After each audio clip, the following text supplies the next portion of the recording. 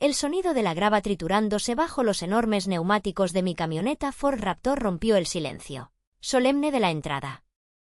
Era un sonido agresivo, fuera de lugar en medio de tanta elegancia colonial, pero extrañamente satisfactorio. Bajé la ventanilla y el aire caliente de San Miguel de Allende me golpeó el rostro, cargado con ese aroma inconfundible a tierra seca y bugambillas en flor. Frente a mí se alzaban los imponentes muros de piedra de la hacienda Santa Lucía. Los arcos de cantera rosa brillaban bajo el sol de las 4 de la tarde, y las fuentes de piedra tallada cantaban su eterna melodía de agua corriente. Para cualquier turista o para los invitados que llegaban hoy en sus autos alquilados de lujo, este lugar era el paraíso en la tierra. Un monumento a la historia, al buen gusto y sobre todo, al dinero antiguo. Pero para mí, cada piedra de este lugar tenía memoria. Y no eran recuerdos amables. Detuve la camioneta frente a la garita de seguridad. Don José, el jefe de guardias que llevaba trabajando en la propiedad desde antes de que yo naciera, salió de la caseta con el ceño fruncido, listo para reprender al conductor imprudente que osaba levantar polvo en la entrada principal. Pero en cuanto sus ojos se encontraron con los míos a través del cristal ahumado, su expresión se transformó. El ceño se relajó, los hombros perdieron la tensión y una sonrisa genuina, llena de dientes de oro y sinceridad, iluminó su rostro curtido. «Señorita Azucena», exclamó, llevándose la mano a la gorra en un saludo casi militar, pero lleno de cariño. «No sabíamos que vendría hoy. Don Evaristo no nos avisó. ¿Quiere que le abra el portón principal para que entre hasta el lobby?» Sonreí, una de las pocas sonrisas reales que iba a regalar ese día. «Buenas tardes, don José», le dije, mi voz sonaba tranquila, controlada, muy diferente a la niña asustada que salió de aquí hace una década. «No se preocupe. No quiero causar alboroto. Voy a estacionar aquí atrás, en el área de proveedores. Y don José, por favor, no avise a nadie de mi llegada por la radio. Quiero que sea una sorpresa». Don José me guiñó un ojo, captando la indirecta al vuelo. Él sabía cosas. Todos los empleados antiguos sabían cosas. Conocían la dinámica podrida de mi familia mejor que los propios miembros de la familia.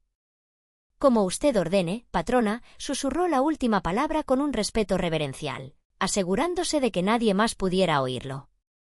Aceleré suavemente y dirigí la camioneta hacia el camino de servicio, oculto tras una hilera de cipreses perfectamente podados. Mientras el motor ronroneaba, mi mente viajó 3 días atrás. Al momento en que recibí el mensaje. Ni siquiera una llamada. Ni siquiera una tarjeta de invitación física con letras doradas como las que mi madre, doña Yolanda, había estado presumiendo en Facebook durante meses. No. Solo un mensaje de WhatsApp, frío y transaccional, enviado a las 11 de la noche. Decía: «Azucena, tu hermana se compromete este sábado. Supongo que estás ocupada con tus trabajos temporales, pero si decides venir, entra por la puerta de servicio.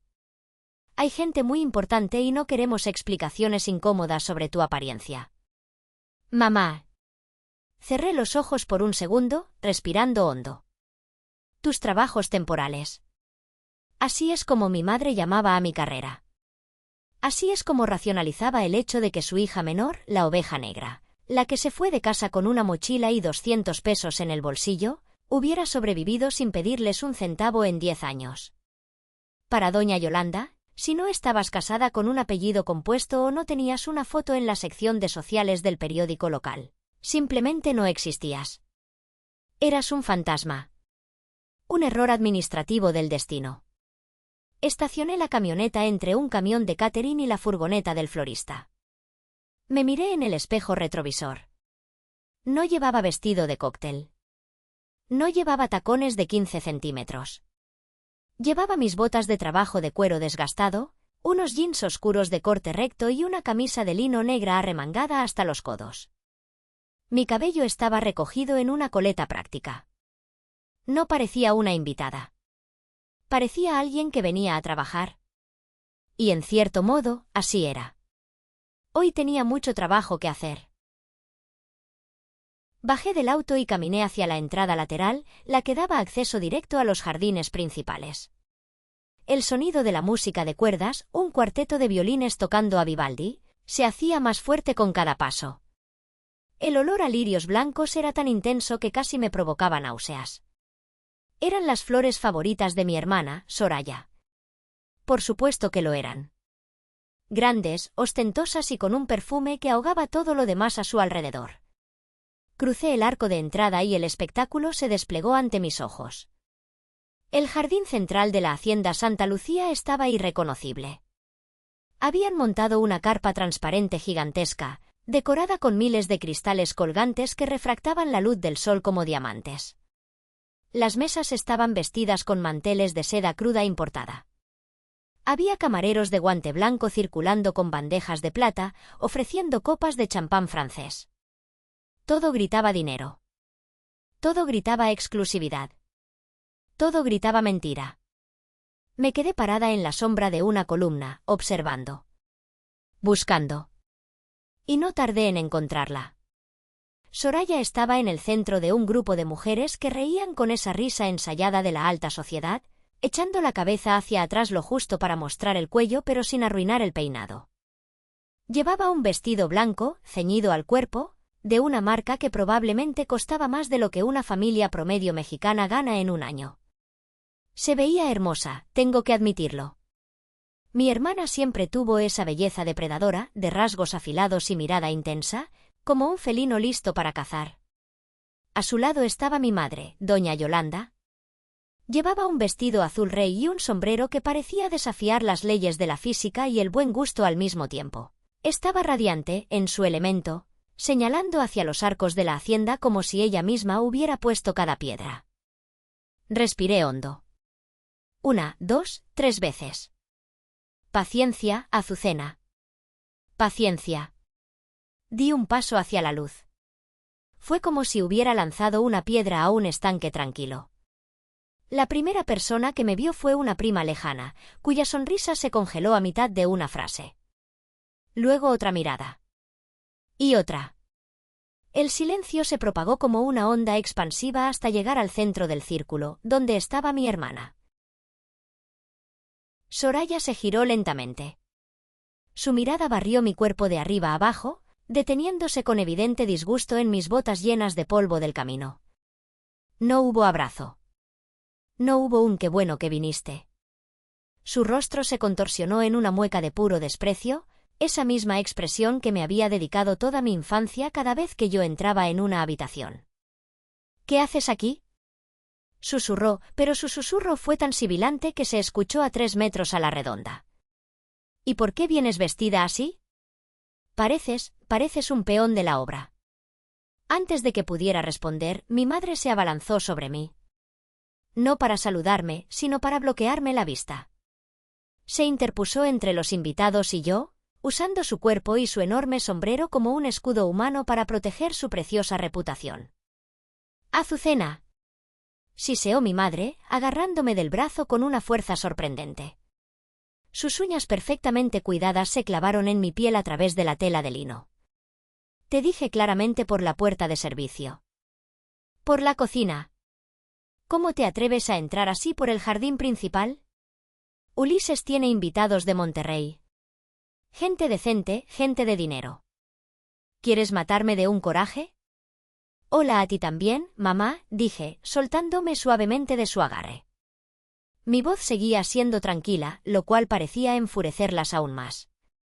«Hola, Soraya. Felicidades por tu compromiso». Soraya soltó una risita cruel, seca. «Ahórrate las felicitaciones falsas», dijo, dando un paso adelante e invadiendo mi espacio personal. Olía a perfume caro y a champán.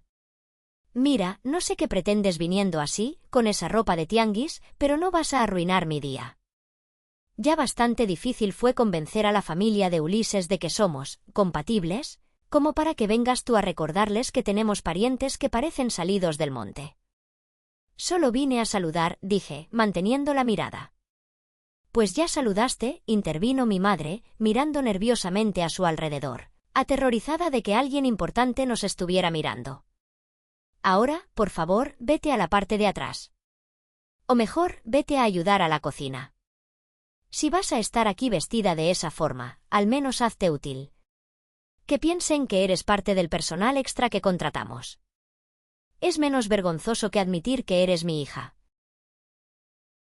Esas palabras. Es menos vergonzoso que admitir que eres mi hija. Sentí un golpe sordo en el pecho. Un dolor antiguo, familiar. No era un dolor nuevo, era la reapertura de una cicatriz que nunca había cerrado del todo. De repente, ya no tenía 31 años. Tenía 15. El mundo a mi alrededor se desenfocó por un segundo.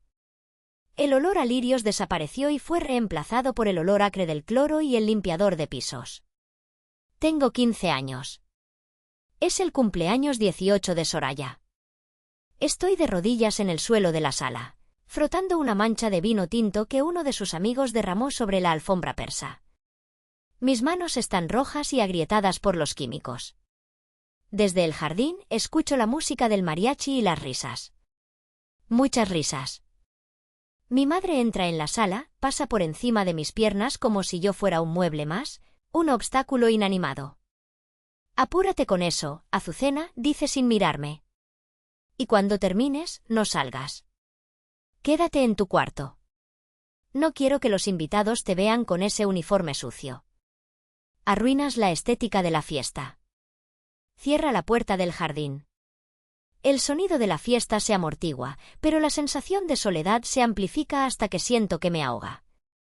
Soy invisible. Soy la mano de obra barata que mantiene su fantasía brillante, oculta en las sombras para no manchar su imagen. Azucena. ¿Me estás escuchando? La voz sillona de Soraya me trajo de vuelta al presente. Parpadeé, disipando el recuerdo. Estaba de vuelta en el jardín. El sol seguía brillando, pero ahora parecía más frío. Te escucho perfectamente, Soraya, dije. Entonces muévete, ordenó ella, señalando con su copa hacia un rincón oscuro del jardín, lejos de la carpa principal, cerca de los baños portátiles de lujo y la entrada de servicio. Si te vas a quedar para tragar gratis, siéntate allá. En la mesa 15. Y no salgas de ahí hasta que termine el brindis. No quiero verte en ninguna de las fotos oficiales. Miré hacia donde señalaba. La mesa 15 era una mesa pequeña, plegable, sin mantel de seda, escondida detrás de un arbusto ornamental. Era el lugar donde se sentaban los choferes y las niñeras de los invitados mientras esperaban. Iba a darme la vuelta. Iba a irme. De verdad lo iba a hacer. Mi plan original era simple: venir, ver con mis propios ojos la farsa, confirmar mis sospechas sobre el novio, y luego irme para dejar que se ahogaran en sus propias deudas. No valía la pena el drama. Yo tenía un imperio que dirigir, una vida en Europa esperándome. Ellas no eran más que un mal recuerdo del que finalmente me había liberado. Giré sobre mis talones, lista para caminar hacia mi camioneta y no volver jamás.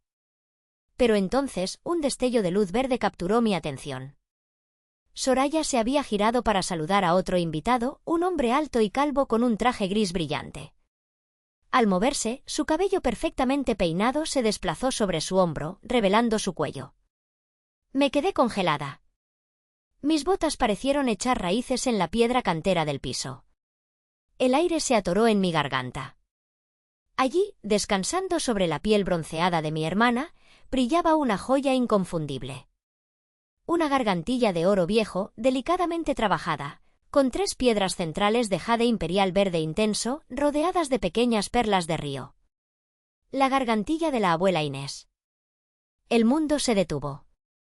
El ruido de los violines se desvaneció, reemplazado por el latido ensordecedor de mi propio corazón en mis oídos. ¡Bum! ¡Bum! ¡Bum! Esa gargantilla no era solo una joya. Era todo. La abuela Inés había sido la única persona en esta maldita familia que me había querido. La única que vio algo en mí que no fuera un estorbo. Cuando estaba muriendo de cáncer, hace 5 años, me llamó a su lado. Yo sostenía su mano huesuda, sintiendo cómo la vida se le escapaba. Azucena, mi niña valiente, me había susurrado con voz rasposa. Debajo de mi almohada. Tómalo. Es para ti. No dejes que tu madre lo vea. No dejes que Soraya lo toque. Ellas solo ven el oro, pero tú ves la historia. Véndelo si necesitas escapar. Úsalo para empezar de nuevo. Es tuyo, mi amor. Es tu herencia. Yo lo busqué después de que ella exhaló su último aliento. Pero no estaba allí. Desapareció.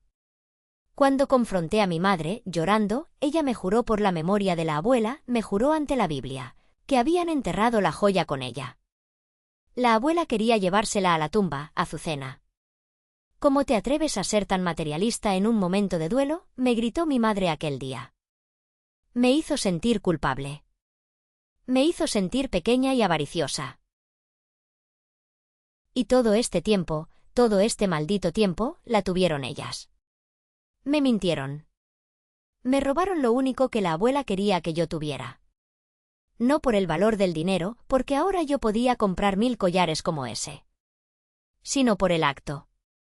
Por la crueldad innecesaria y absoluta de privarme del último gesto de amor de la única persona que me importaba. Miré a Soraya. La vi tocarse el collar distraídamente mientras coqueteaba con el invitado, usando mi herencia, mi memoria sagrada, como un accesorio más para impresionar a unos desconocidos. Algo se rompió dentro de mí. O tal vez algo se arregló. Ese clic mental que ocurre cuando la tristeza se evapora y lo único que queda es una claridad fría y cristalina. Una furia blanca, pura y sin diluir. Ya no me iba a ir. Oh, no. Ahora me iba a quedar.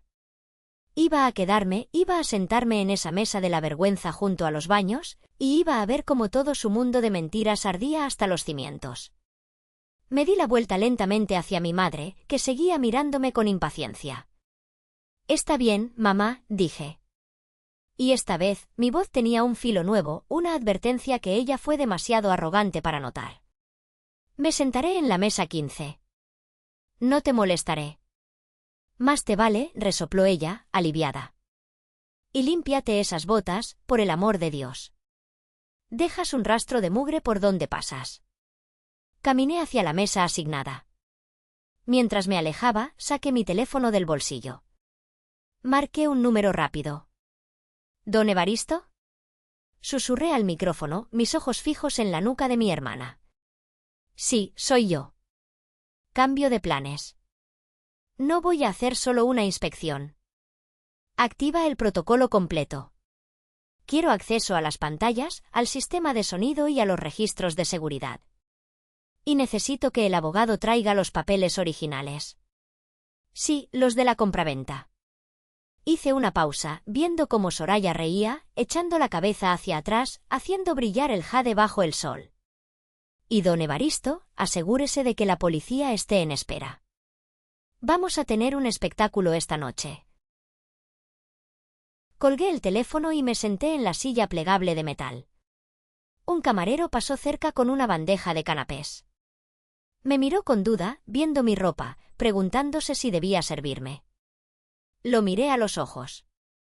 Un tequila, le dije. Doble. Reserva de la familia. Y tráeme la botella. El camarero parpadeó, sorprendido por la autoridad en mi voz, y asintió apresuradamente antes de correr hacia la barra.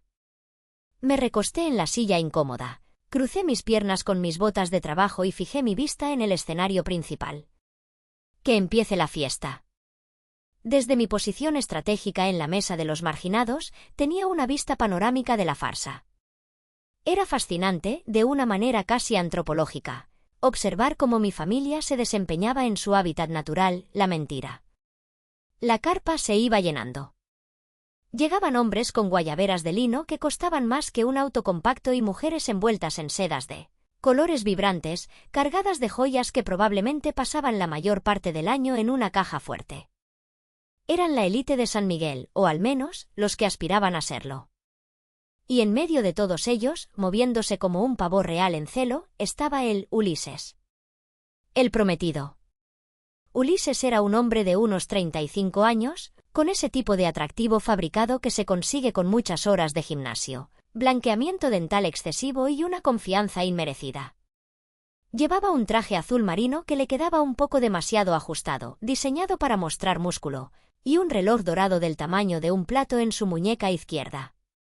Lo observé interactuar con los invitados. Su lenguaje corporal era un estudio de la arrogancia nerviosa. Reía demasiado fuerte. Daba palmadas en la espalda demasiado vigorosas. Y sus ojos nunca estaban quietos. Escaneaban la habitación constantemente, calculando, evaluando, midiendo el valor de cada persona en la sala. Eran los ojos de un depredador hambriento que intenta pasar por un león saciado. Vi cómo se acercaba a mi madre. Doña Yolanda se derritió en una sonrisa aduladora, tomándolo del brazo como si fuera un trofeo. Ulises, querido, ven, quiero presentarte a los Garza, escuché que decía mi madre, su voz elevándose para asegurarse de que todos escucharan. Son dueños de media zona hotelera. Tienes que hablarles de tus proyectos en Monterrey. Ulises asintió, hinchando el pecho. Por supuesto, doña Yolanda. Siempre es un placer hablar de negocios entre gente de nuestro nivel. Nuestro nivel. Tuve que contener una carcajada amarga y tomar un trago largo de mi tequila, que el camarero había traído con una rapidez encomiable. Si tan solo supieran. Mi teléfono vibró en la mesa. Era un correo electrónico entrante. Remitente, licenciada Carvajal. Asunto, informe urgente, sujeto, Ulises Montero. Abrí el archivo adjunto con dedos tranquilos. El documento era extenso, detallado y devastador. La licenciada Carvajal era la mejor investigadora privada y abogada que el dinero podía pagar, y yo le pagaba muy bien. Empecé a leer, deslizando el dedo por la pantalla mientras a mi alrededor la fiesta aumentaba de volumen. Nombre, Ulises Montero. Ocupación declarada, desarrollador inmobiliario. Situación real, desempleado desde 2019. Historial crediticio, en números rojos. Deuda acumulada de 5.300.000 pesos en tarjetas de crédito y préstamos personales. Antecedentes legales, 2 demandas civiles en curso en Guadalajara por incumplimiento de contrato. Una orden de presentación por presunto fraude en la venta de terrenos ejidales en Yucatán. Y lo más jugoso estaba al final, en la sección de notas personales. El sujeto ha sido desalojado de 3 apartamentos de lujo en los últimos 2 años por falta de pago. Actualmente conduce un vehículo arrendado a nombre de una tercera persona. Se le conoce en los círculos de juego clandestino de Monterrey como el fantasma, por su tendencia a desaparecer cuando debe dinero. Levanté la vista del teléfono y miré a Ulises. Estaba brindando con un vaso de whisky, sonriendo como si fuera el dueño del mundo. No era un desarrollador. Era un estafador de poca monta, un cazafortunas que había venido a San Miguel buscando una presa fácil. Y había encontrado a mi hermana. La ironía era tan espesa que casi se podía cortar con un cuchillo. 2 estafadores intentando estafarse mutuamente. Ulises pensaba que se casaba con la heredera de la hacienda Santa Lucía. Soraya pensaba que se casaba con un magnate inmobiliario que la mantendría en el lujo por el resto de su vida. Era una comedia de errores, si no fuera porque el escenario de su obra de teatro era mi casa, y el costo de la producción lo estaba pagando mi dinero. Decidí que necesitaba ver más de cerca la dinámica. Me levanté, dejando la botella de tequila en la mesa, y caminé sigilosamente hacia la zona de servicio, bordeando la carpa principal. Conocía los pasillos ocultos de la hacienda mejor que nadie. Yo había supervisado su restauración personalmente hace 4 años. Llegué a una pequeña puerta lateral que daba acceso al pasillo que conectaba la cocina con las oficinas administrativas. Estaba entreabierta.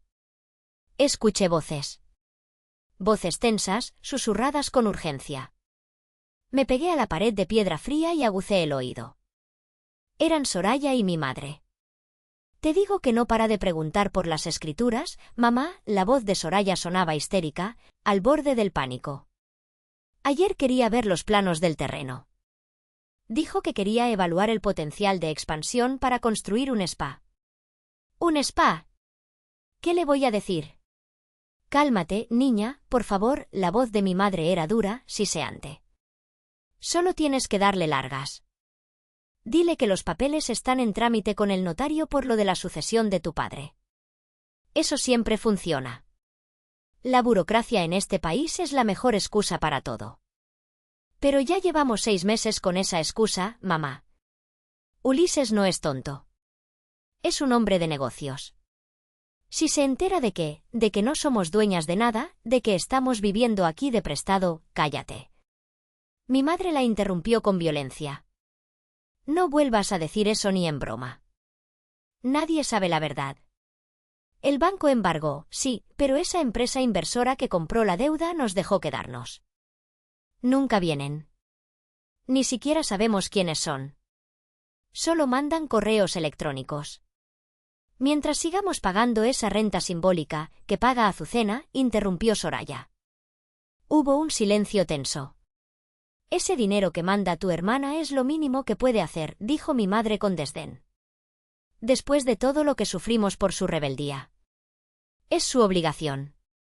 Además, ella cree que es para medicinas y mantenimiento. No sabe que lo usamos para mantener nuestro estilo de vida. Ella es tonta, Soraya. Siempre lo ha sido. Se conforma con poco. Lo sé. Pero tengo miedo, mamá. Si Ulises se entera, me deja. Y yo necesito este matrimonio. Necesito que él pague las tarjetas de crédito. Estoy al límite. Visa ya me llamó 3 veces esta semana. Sonreí en la oscuridad. La confirmación verbal era dulce, pero innecesaria. Ya lo sabía. 5 años. Llevaba 5 años enviando 30.000 pesos mensuales a una cuenta a nombre de mi madre. Ellas me decían que era para la insulina de mamá, para reparar las goteras, para pagar la luz. Yo sabía que era mentira, pero lo enviaba igual, como una especie de impuesto a la culpa, o tal vez como una forma retorcida de mantenerlas a flote porque, en el fondo, seguían siendo mi sangre. Pero escuchar cómo lo racionalizaban. Es su obligación. Ella es tonta. Me alejé de la puerta con el estómago revuelto, no por el miedo, sino por el asco. Caminé hacia la oficina principal de la hacienda, situada al final del pasillo. Saqué mi llavero. No una llave robada, no una copia barata. La llave maestra. La que abría todas las puertas de la propiedad. Giré la llave en la cerradura y entré. La oficina estaba fresca y olía a madera vieja y cera de abejas. Detrás del imponente escritorio de caoba estaba don Evaristo, el gerente general de la hacienda. Un hombre de 60 años, con el pelo completamente blanco y una dignidad que mi familia nunca podría comprar. Al verme entrar, se puso de pie de un salto. Doña Azucena, dijo, con alivio evidente en su rostro. Gracias a Dios que está aquí. Esto es un circo. Siéntese, don Evaristo, le dije suavemente, cerrando la puerta detrás de mí. Cuénteme. ¿Qué tan malo es? Don Evaristo suspiró y tomó una carpeta que tenía sobre el escritorio. Sus manos temblaban ligeramente. Es un desastre financiero, patrona. ¿Su madre? Doña Yolanda vino hace 2 semanas. Exigió que abriera la bodega de vinos de reserva. Se llevó 6 cajas de Petrus. Dijo que la dueña lo había autorizado. Yo no supe qué hacer. No quería exponerla a usted, así que lo permití. Apreté los dientes. Esas botellas valían más de 50.000 pesos cada una. Y eso no es todo, continuó él, pasando una página. Tomaron 20.000 pesos de la caja chica para pagar el anticipo de las flores. Y el novio, ese tal Ulises, ha estado acosando al personal. Ayer le gritó a una de las camareras porque el café no estaba lo suficientemente caliente. Le dijo que cuando él fuera el patrón, la iba a despedir a ella y a toda su familia. Don Evaristo me miró con ojos suplicantes. Señorita Azucena, los empleados están inquietos. Saben que algo no está bien. Aguantan porque la respetan a usted, porque saben que usted es la verdadera jefa, aunque opere desde las sombras. Pero esto es demasiado. Están humillando a la gente en su propia casa. Caminé hacia la ventana de la oficina, que tenía una vista discreta hacia el jardín. Vi a Ulises gritándole a un jardinero porque había una hoja seca en el camino por donde debía pasar la novia. Vi a mi madre bebiendo mi vino, ese vino que yo había guardado para una ocasión especial, y riéndose con la boca abierta. Y vi a Soraya, mi hermana, con el collar de la abuela al cuello, brillando como una mentira hermosa. Tiene razón, don Evaristo, dije, dándome la vuelta. Mi decisión estaba tomada. Ya no había vuelta atrás. La misericordia se había agotado. Se acabó. Hoy se termina la farsa.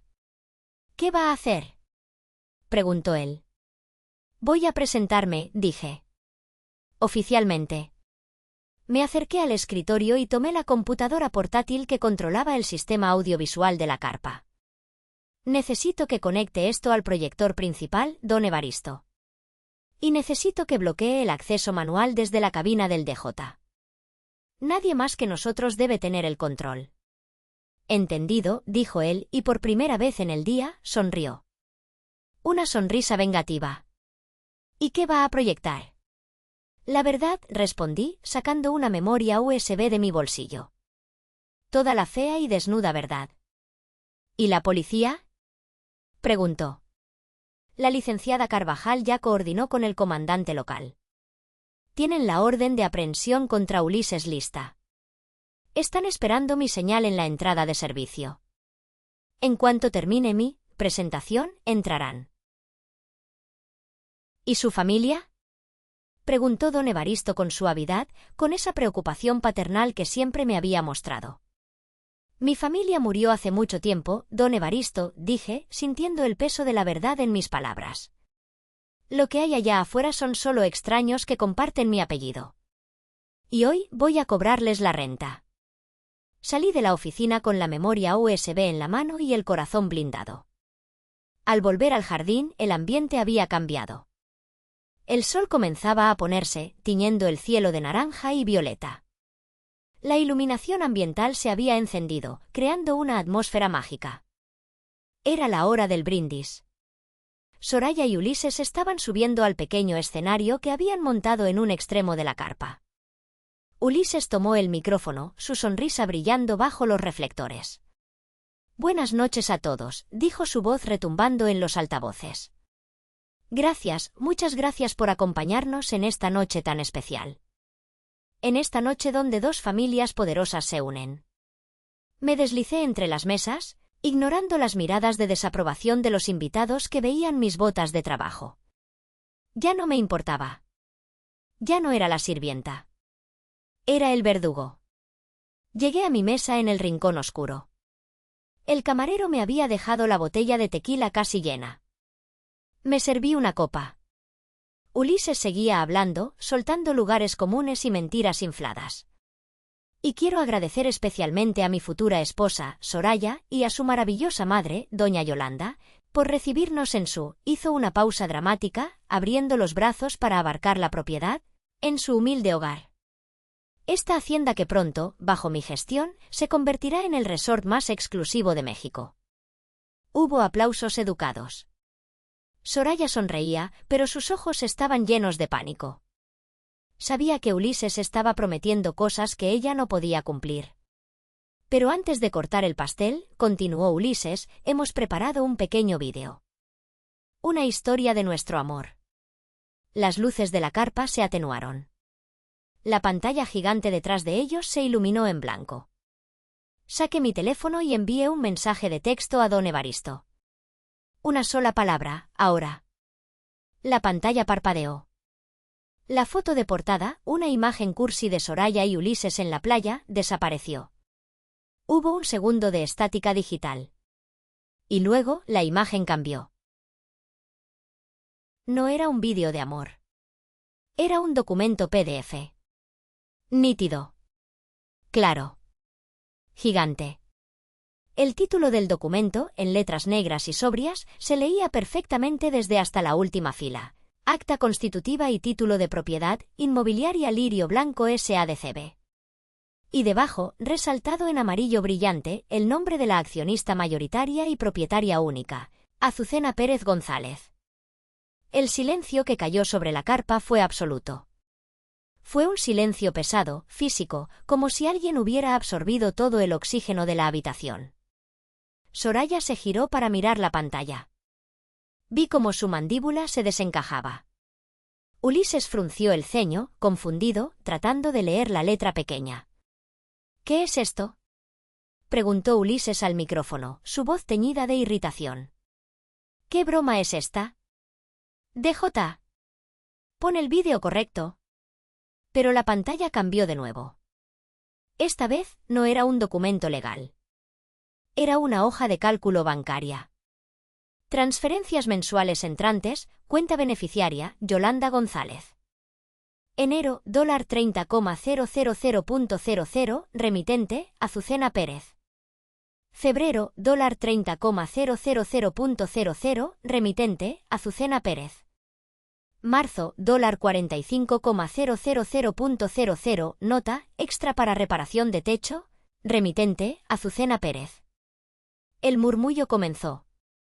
Un zumbido bajo y constante de cientos de personas susurrando al mismo tiempo. «¡Apaguen eso!», gritó mi madre desde su mesa, poniéndose de pie y tirando su copa de vino en el proceso. El líquido rojo manchó el mantel blanco como una herida de bala. «Es un error. Es un hackeo». Me puse de pie. Dejé mi copa en la mesa con un golpe seco. Caminé hacia el centro de la carpa, mis botas resonando con autoridad en la tarima de madera que habían puesto sobre el pasto. Los invitados se apartaron a mi paso como el mar rojo ante Moisés. Ya no me veían como la sirvienta sucia.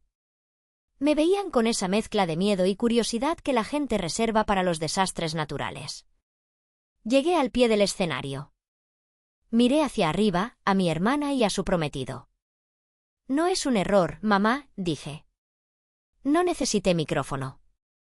Mi voz, entrenada para dar órdenes a equipos de construcción de 100 hombres, proyectó con claridad en el silencio.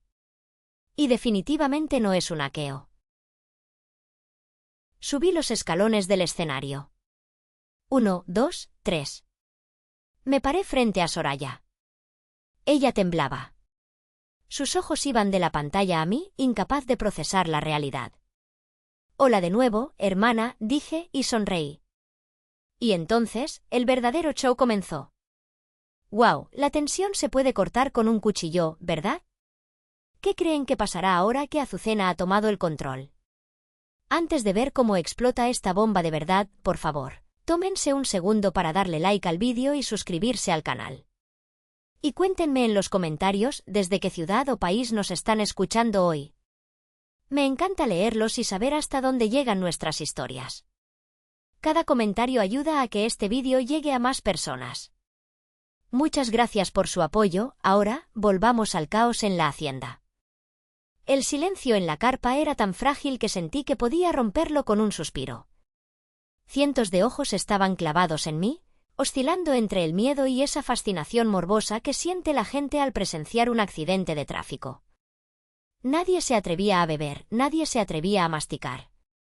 Incluso el viento parecía haber detenido su curso para escuchar lo que la sirvienta tenía que decir. Soraya me miraba como si me hubiera salido una segunda cabeza.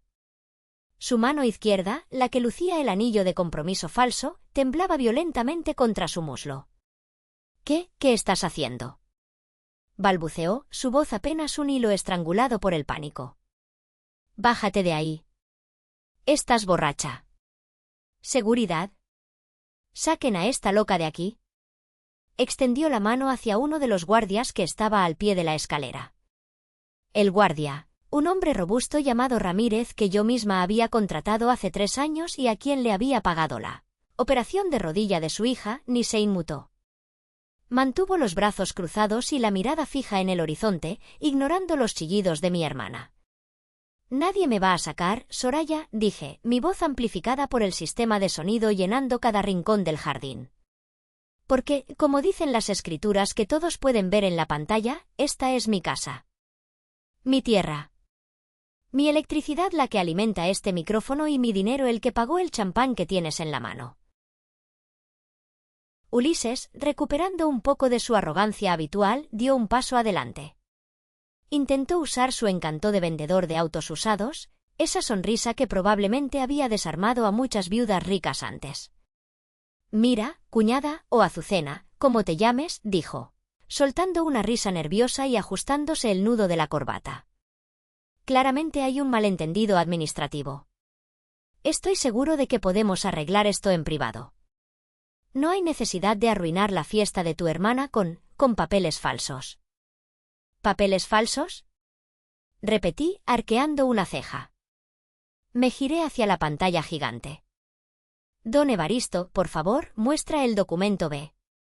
La imagen de las escrituras desapareció. En su lugar, apareció una fotografía nítida, tomada desde un ángulo discreto pero claro. Era una foto de Ulises sentado en un café de mala muerte en la carretera a Celaya, entregando un sobre abultado a un hombre con tatuajes en el cuello. Debajo de la foto, un documento oficial de la Fiscalía General del Estado de Nuevo León. Orden de aprehensión, folio 458-B. Imputado, Ulises Montero.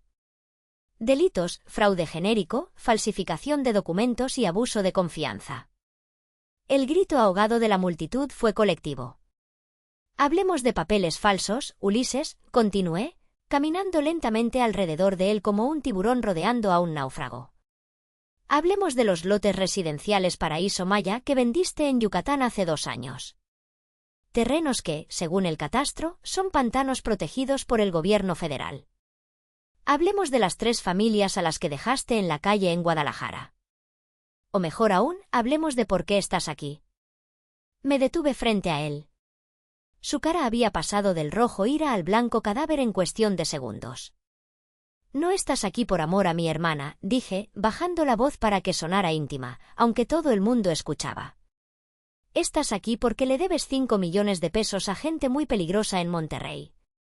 Gente que no demanda, Ulises. Gente que rompe piernas. Y pensaste que casándote con una heredera podrías pagar tus deudas».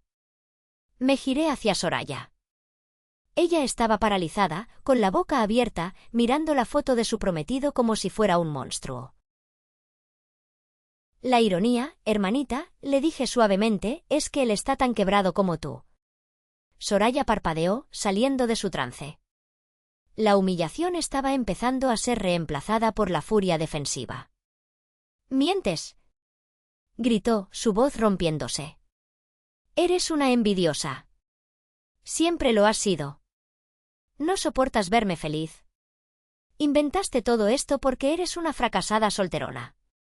Ulises me ama. Él tiene negocios».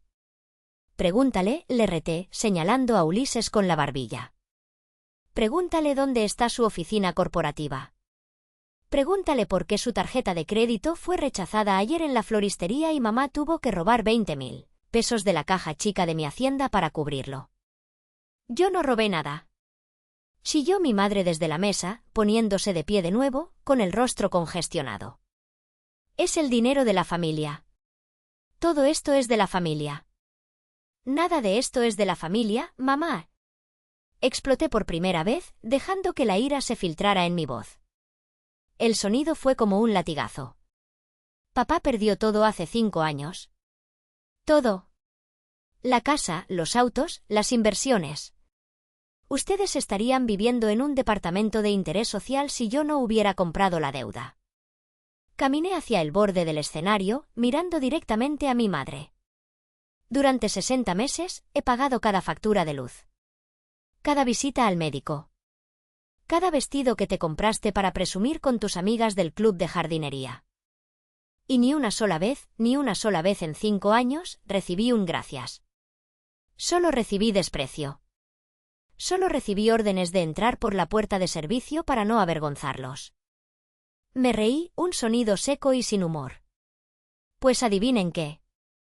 La vergüenza se acabó.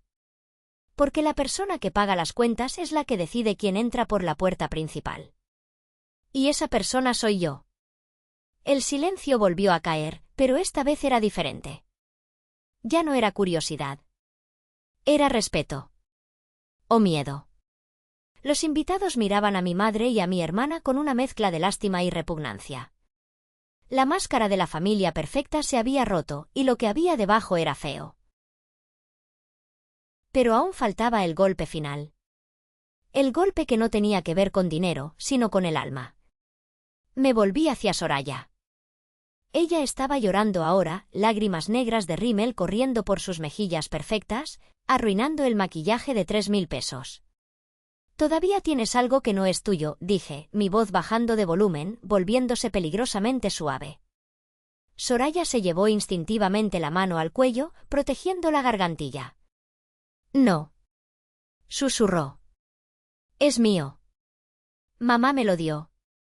Es mi regalo de compromiso». «¿Es robado?», corregí.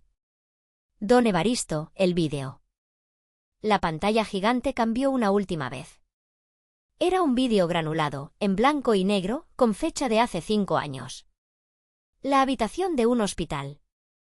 Se veía a mi abuela Inés en la cama, inmóvil, cubierta con una sábana. Y se veía a Soraya entrando de puntillas, mirando a ambos lados, levantando la cabeza inerte de la abuela con una falta de respeto que me hizo hervir la sangre de nuevo, y desabrochando el collar. Se la veía guardándoselo en el bolsillo trasero de sus jeans y saliendo de la habitación masticando chicle. Un jadeo colectivo recorrió la carpa. Robar a los vivos es un crimen. Robar a los muertos, a tu propia abuela en su lecho de muerte, es un sacrilegio. Incluso los invitados más cínicos se llevaron las manos a la boca. «La abuela me lo dejó a mí», dije, avanzando hacia Soraya. Ella retrocedió hasta chocar con la mesa del pastel. Me lo dio en la mano antes de morir. «Y tú se lo quitaste de su cuerpo a un tibio». Extendí la mano, con la palma abierta. «Dámelo. Ahora». «No», chilló Soraya, acorralada. «Es mío. Me lo merezco. Yo soy la mayor. Yo soy la bonita.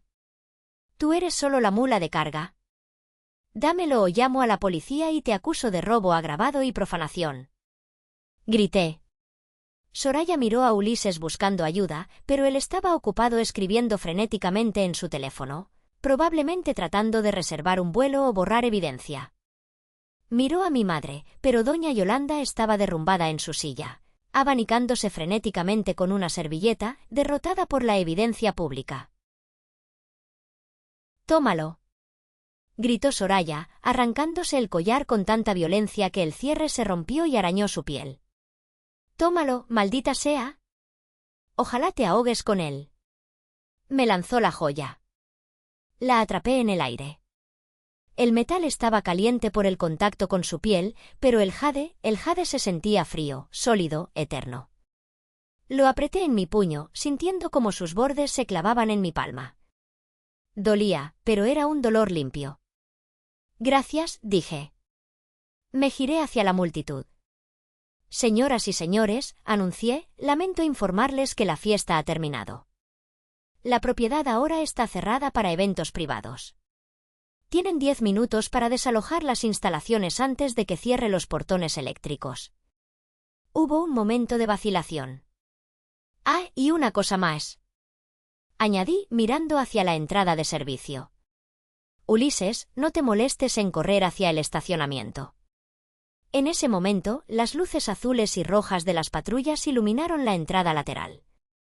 4 agentes de la policía ministerial, con chalecos tácticos y armas largas, entraron trotando en el jardín.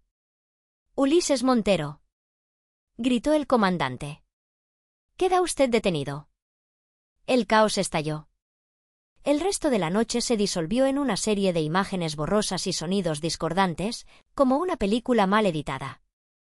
Vi a Ulises siendo esposado contra la mesa de los regalos, gritando que él conocía al gobernador, que esto era un error, que su abogado nos demandaría a todos. Nadie le hizo caso. Ni siquiera Soraya, quien se había sentado en el suelo, con el vestido de novia manchado de pasto y vino, sollozando con la desesperación de una niña a la que se le ha roto su juguete favorito.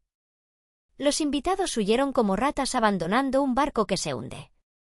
En menos de 15 minutos, la carpa estaba vacía, salvo por el personal de limpieza que comenzaba a recoger las copas a medio terminar y los platos de comida intacta.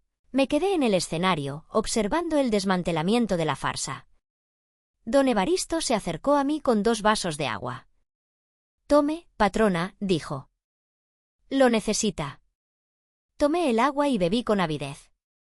Mis manos, ahora que la adrenalina empezaba a bajar, temblaban ligeramente. ¿Se fueron todos?, pregunté. Todos los invitados, sí. La policía se llevó al señor Montero hace 5 minutos. ¿Y ellas?, pregunté, señalando hacia las sombras. Mi madre y Soraya seguían allí. No se habían ido. Por supuesto que no. No tenían a dónde ir. Su casa en la ciudad ya había sido vendida hace años. Este era su único refugio y yo acababa de prenderle fuego metafóricamente. Al verme mirar hacia ellas, mi madre se levantó. Se arregló el sombrero torcido y caminó hacia mí. Esperé gritos. Esperé insultos. Esperé una bofetada. Pero lo que vi fue algo mucho más patético. Doña Yolanda, la mujer que me había mirado con desdén toda mi vida, se arrodilló. Allí, en el pasto húmedo, arruinando sus medias de seda. Azucena, mi niña, su voz era un gemido lastimero. Por favor. Tienes que entender. Lo hicimos por el bien de la familia. No podíamos dejar que el nombre de tu padre se manchara. Todo fue por proteger el legado. Me quedé mirándola desde arriba. No sentí satisfacción. No sentí alegría. Solo sentí un vacío inmenso y cansado. Levántate, madre, dije con frialdad. Estás haciendo el ridículo. Y no hay nadie aquí para verte actuar. No es actuación, hija. Te lo juro. Soraya, ella estaba desesperada. Ese hombre la engañó. Nos engañó a las 2. Somos víctimas, Azucena. Tienes que ayudarnos. Somos tu sangre. ¿Sangre?, repetí. La sangre te hace pariente, madre. La lealtad te hace familia. Ustedes no han sido leales a mí ni un solo día de mi vida. Soraya se acercó, arrastrando su vestido. Ya no había furia en sus ojos, solo terror puro ante la perspectiva de la pobreza real. Azucena, por favor, lloró Soraya. No tenemos dinero. Literalmente. Mi cuenta está en ceros. Si nos echas, ¿a dónde vamos a ir? ¿A un albergue? ¿Quieres ver a tu madre y a tu hermana durmiendo en la calle? Era la manipulación final. La carta de la lástima. Saqué un sobre blanco del bolsillo interior de mi camisa. Lo había preparado esa misma mañana con la licenciada Carvajal. No soy un monstruo, Soraya. A diferencia de ustedes, dije, extendiéndole el sobre a mi madre. Aquí hay un cheque. Son 50.000 pesos. Es suficiente para rentar un departamento modesto en las afueras por 3 meses y comprar comida. Los ojos de mi madre se iluminaron con un destello de codicia instantánea. Agarró el sobre con manos temblorosas. ¿Y después?, preguntó, casi exigiendo. Después, se acabó, dije, endureciendo mi voz. Tienen 30 días para sacar sus cosas personales de la hacienda. Nada de muebles, nada de arte, nada que pertenezca a la propiedad. Solo su ropa y efectos personales. Don Evaristo supervisará la mudanza. ¿30 días? Chilló Soraya. Pero eso no es tiempo suficiente. Y 50.000 pesos no es nada. Estamos acostumbradas a un nivel de vida. Entonces te sugiero que busques un trabajo, Soraya, le dije, mirándola a los ojos. Escuché que en el restaurante del centro están contratando lavaplatos. Pagan el salario mínimo, pero te dan una comida al día. Es un buen comienzo. Yo empecé así. Soraya jadeó, ofendida hasta la médula. Yo no voy a lavar platos. Entonces pasarás hambre, dije, dándome la vuelta. La elección es tuya. Bienvenida al mundo real. Hice una seña a los guardias. Acompañen a las señoras a sus habitaciones para que pasen la noche. Mañana a primera hora quiero que empiece el inventario. y asegúrense de que no se lleven ni una cuchara de plata. Caminé alejándome de ellas, ignorando los gritos de mi madre que pasaron de la súplica a las maldiciones en cuestión de segundos. «Maldita malagradecida. Te vas a arrepentir. Dios te va a castigar». Seguí caminando. Subí las escaleras de piedra hacia la casa principal, atravesé los pasillos vacíos y silenciosos, y subí hasta la terraza superior, la que dominaba todo el valle. La noche había caído por completo. Las luces de San Miguel brillaban a lo lejos como un mar de estrellas terrestres. El aire era fresco y limpio. Me apoyé en la barandilla de piedra. Saqué la gargantilla de jade de mi bolsillo. La luz de la luna se reflejó en las piedras verdes.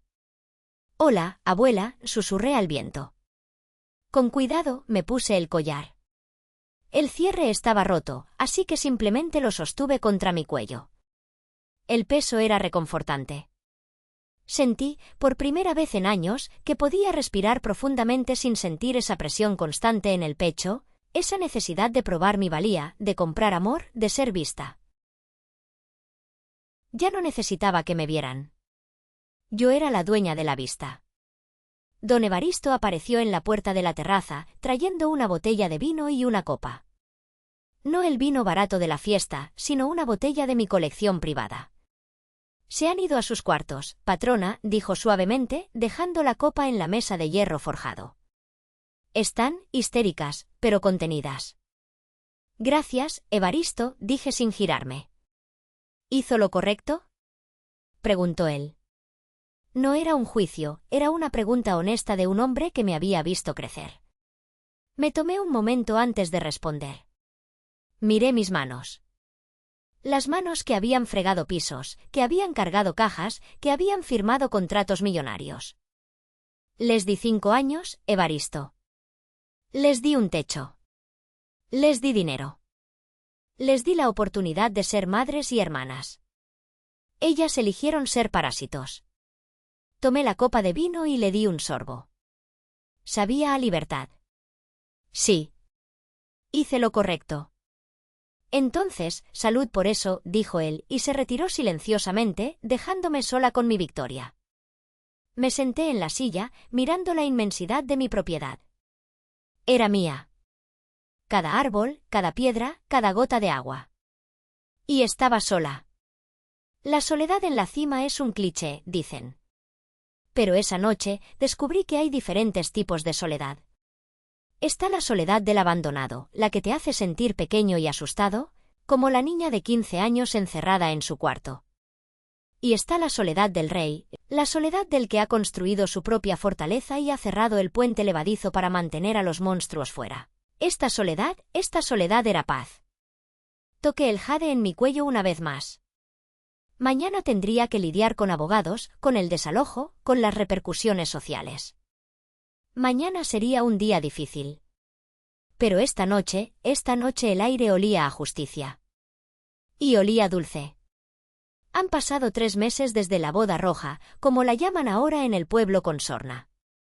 Mis inquilinas indeseadas se fueron el día 30, arrastrando maletas y maldiciones. Me enteré de que Soraya vendió su ropa de marca en internet y ahora trabaja de recepcionista en un hotel de 2 estrellas en Querétaro. Mi madre vive con ella, quejándose todo el día de su hija ingrata, mientras gasta lo poco que tienen en boletos de lotería, esperando otro milagro que no llegará. A veces, en el silencio de esta enorme casa, me pregunto si fui demasiado dura. Nos enseñan desde niños que la familia es sagrada, que el perdón es divino. Pero nadie nos enseña qué hacer cuando tu familia es el depredador y tú eres la presa. Aprendí por las malas que el árbol genealógico también se poda. Cortar las ramas podridas no es crueldad, es jardinería necesaria para que el árbol sobreviva. El karma no es una fuerza mística que cae del cielo. El karma somos nosotros cuando decidimos dejar de ser víctimas y ponemos límites. Ellas cosecharon exactamente lo que sembraron durante décadas, indiferencia. Yo solo les devolví el espejo. Y ahora les pregunto a ustedes, que han escuchado mi historia, si estuvieran en mis botas, viendo a la madre que los despreció arrodillada pidiendo dinero, ¿habrían firmado ese cheque? ¿O habrían cerrado la puerta para siempre? ¿Soy yo la villana de esta historia por salvarme a mí misma? Gracias por acompañarme en esta historia de justicia y venganza. Si te ha gustado ver cómo Azucena recuperó su dignidad, por favor dale un gran like a este vídeo y asegúrate de estar suscrito al canal para no perderte el próximo drama. Déjame tu opinión en los comentarios, ¿hizo bien Azucena o fue demasiado cruel? Los leo a todos. Hasta la próxima historia.